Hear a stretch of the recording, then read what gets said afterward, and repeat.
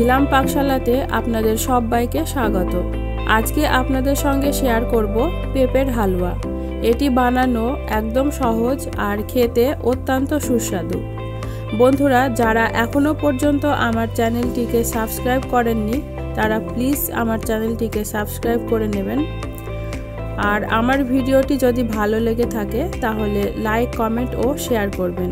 তো চলুন বন্ধুরা, শুরু করা যাক আমার আজকের এই রেসিপি। একটি পেঁপে নিয়েছি, এখন খোসা ছাড়িয়ে পিস করে নেব। বন্ধুরা, পেঁপে একটু পেকে গেছে আর এই পিসগুলো ধুয়ে পরিষ্কার করেও নিয়েছি। এখন একটি গ্রেটারের সাহায্যে গ্রেট করে নেব। পেঁপের হালুয়া বানানোর জন্য কাঁচা অথবা পাকা যেটা ইচ্ছে নিতে পারেন, দুটোরই খুব ভালো হয়।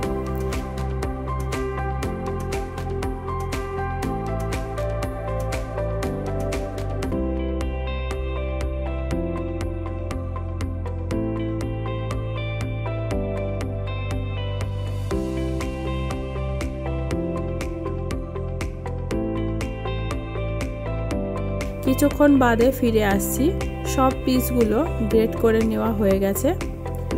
এবার হালুয়াটা বানিয়ে নেব। গ্যাস অন করে একটি প্যান বসিয়ে দিয়েছি। প্যানটি গরম হয়ে গেছে, বেশ কিছুটা ঘি ঢেলে নিচ্ছি।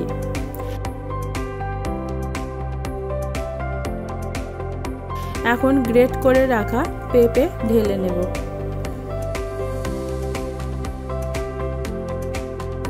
বেশ কিছুক্ষণ সময় নিয়ে ভাজতে হবে। মিডিয়াম ফ্লেমে 8 থেকে 10 মিনিট ভেজে নেব।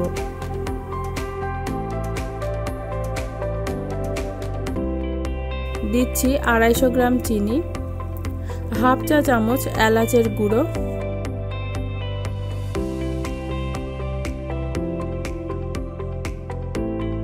চিনি গলে নরম হয়ে গেছে। এবার জাল করে এটাকে একটু শক্ত করে নিতে হবে। প্রায় 10 মিনিট জাল করে নিলেই হয়ে যাবে।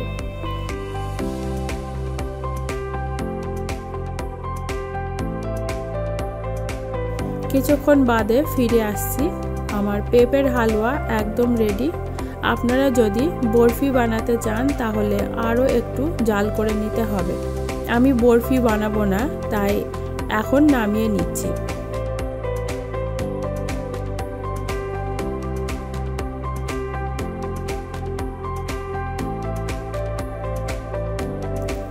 একটি প্লেটে তুলে নিচ্ছি। উপর দিয়ে